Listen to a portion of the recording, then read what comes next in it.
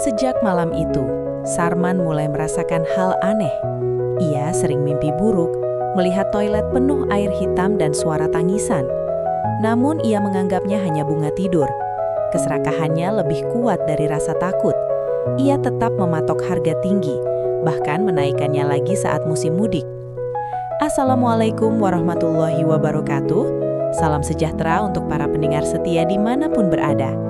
Terima kasih telah meluangkan waktu untuk menyimak kisah penuh pelajaran ini. Semoga cerita yang akan kita dengarkan bukan sekedar hiburan, tetapi juga menjadi pengingat agar kita selalu berlaku jujur, adil, dan tidak menzolimi sesama demi keuntungan pribadi. Inilah kisah azab seorang penunggu toilet umum berbayar yang serakah dan lupa akan akibat perbuatannya. Awal keserakahan. Di sebuah terminal bus tua yang tak pernah sepi, berdirilah toilet umum berbayar yang menjadi satu-satunya tempat bagi para penumpang melepas hajat. Toilet itu dijaga oleh seorang pria bernama Sarman. Awalnya, Sarman hanyalah penjaga biasa dengan tarif wajar. Namun, melihat arus penumpang yang terus mengalir, hatinya mulai tergoda. Ia berpikir, mereka pasti terpaksa bayar berapapun, tak ada pilihan lain. Pelan-pelan, harga dinaikkan. Dari 2.000 menjadi 5.000. Lalu 10.000 sekali masuk. Wajah Sarman selalu datar, tanpa rasa bersalah meski melihat ibu-ibu mengeluh dan anak kecil menahan perut karena tak cukup uang.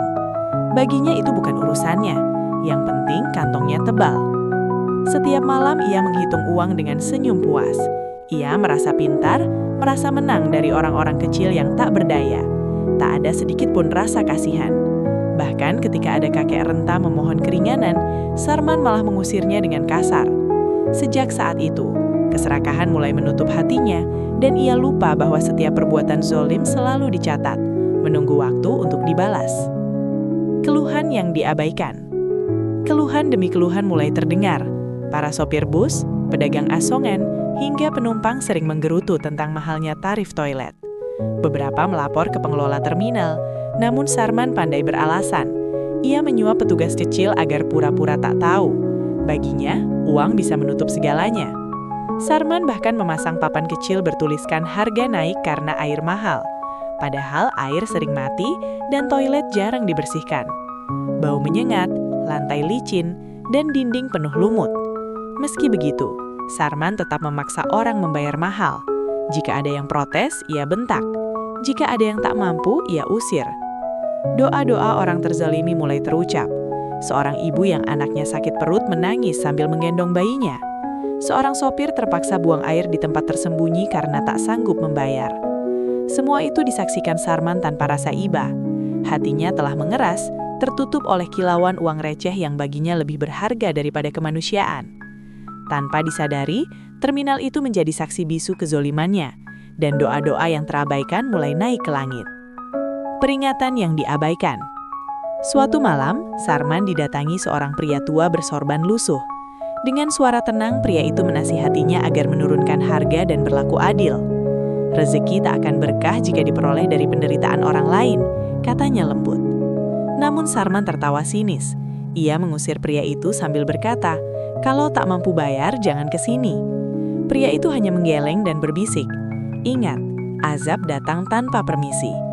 Kata-kata itu berlalu begitu saja di telinga Sarman. Sejak malam itu, Sarman mulai merasakan hal aneh. Ia sering mimpi buruk, melihat toilet penuh air hitam dan suara tangisan. Namun ia menganggapnya hanya bunga tidur. Keserakahannya lebih kuat dari rasa takut. Ia tetap mematok harga tinggi, bahkan menaikkannya lagi saat musim mudik. Ia tak tahu, mimpi-mimpi itu bukan sekedar ilusi, melainkan peringatan terakhir sebelum balasan nyata datang menghampiri. Awal musibah. Musibah mulai menimpa Sarman. Tubuhnya sering lemas, perutnya melilit hebat, seolah ditusuk dari dalam. Anehnya, rasa sakit itu selalu datang saat ia menjaga toilet. Berkali-kali ia bolak-balik ke dokter, namun tak satu pun menemukan penyakit yang jelas. Ironisnya, setiap kali ia ingin buang air, rasa sakit itu justru semakin menjadi. Ia berteriak kesakitan di dalam toilet yang selama ini menjadi ladang uangnya. Orang-orang yang dulu ia zolimi hanya menatap dingin, tak ada yang menolong. Meski begitu, Sarman tetap keras kepala. Ia menganggap semua ini cobaan biasa. Ia masih menagih bayaran mahal, meski tubuhnya semakin kurus dan wajahnya pucat. Keserakahannya membuatnya buta, tak sadar bahwa azab sudah mulai, perlahan namun pasti. Kehinaan yang terbuka. Suatu siang yang ramai, Sarman tiba-tiba tak kuasa menahan sakit perutnya. Ia jatuh tersungkur di depan toilet, mengerang kesakitan. Celananya basah oleh kotoran, dan bau menyengat menyebar. Orang-orang menutup hidung, beberapa mengenalinya dan berbisik, "Itu penjaga toilet mahal itu." Rasa malu yang luar biasa menghantam Sarman. Untuk pertama kalinya, ia merasakan kehinaan di depan umum. Toilet yang selama ini menjadi sumber kesombongannya, kini menjadi saksi kehancurannya. Ia menangis, namun tangis itu tak lagi didengar. Orang-orang teringat bagaimana ia dulu mengusir mereka tanpa belas kasihan. Kini, ia merasakan sendiri bagaimana rasanya dipermalukan dan tak ditolong. Penyesalan yang terlambat. Di rumah sakit, Sarman terbaring lemah. Dokter berkata organ pencergaannya rusak parah tanpa sebab medis yang jelas. Dalam kesendirian, ia mulai mengingat semua perbuatannya. Wajah-wajah orang yang pernah ia zalimi muncul satu persatu. Ia menyesal, namun waktu tak bisa diputar.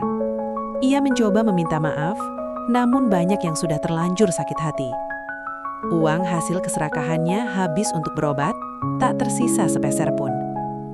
Dalam doa yang lirih, ia memohon ampun, menyadari bahwa azab ini adalah balasan atas kezalimannya sendiri.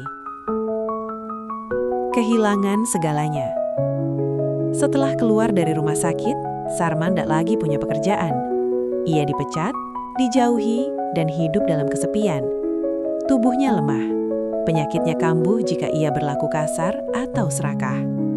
Ia mencoba hidup sederhana, namun bayangan masa lalu terus menghantuinya. Setiap melewati toilet umum, perutnya kembali melilit, seolah mengingatkan dosa-dosanya. Pelajaran untuk semua. Akhir hidup Sarman menjadi kisah yang sering dibicarakan di terminal itu.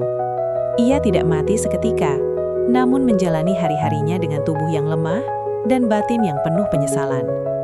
Setiap langkahnya terasa berat, seolah dosa masa lalu menempel di punggungnya. Ia tak lagi memiliki apapun yang dulu ia banggakan.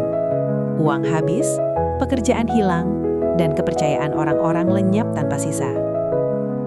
Sarman mulai menyadari bahwa azab bukan selalu berupa kematian yang cepat, melainkan kehidupan panjang yang dipenuhi rasa malu dan penyesalan. Setiap kali mendengar suara air mengalir atau mencium bau toilet umum, dadanya terasa sesak. Ia teringat jeritan orang-orang yang pernah ia usir. Tangis ibu yang memohon keringanan, serta tatapan kecewa para penumpang yang terpaksa menahan hajat karena tak sanggup membayar mahal. Di sudut terminal, nama Sarman kini disebut sebagai peringatan. Para penjaga baru sering diingatkan, jangan ulangi perbuatannya. Kisahnya menjadi cerita turun-temurun, bukan sebagai legenda, melainkan sebagai pelajaran tentang akibat keserakahan. Banyak yang akhirnya sadar bahwa rizki yang diambil dengan cara zalim tidak akan membawa keberkahan. Hanya penderitaan yang datang perlahan, namun pasti. Sarman menghabiskan sisa hidupnya dengan memperbanyak doa dan membantu semampunya, meski tenaganya terbatas. Ia berharap, meski terlambat, penyesalannya masih berarti di hadapan Tuhan. Dari kisah ini, kita belajar bahwa menindas orang lain demi keuntungan pribadi adalah jalan menuju kehancuran. Keadilan mungkin terlihat lambat, namun balasan pasti datang pada waktu yang paling menyakitkan.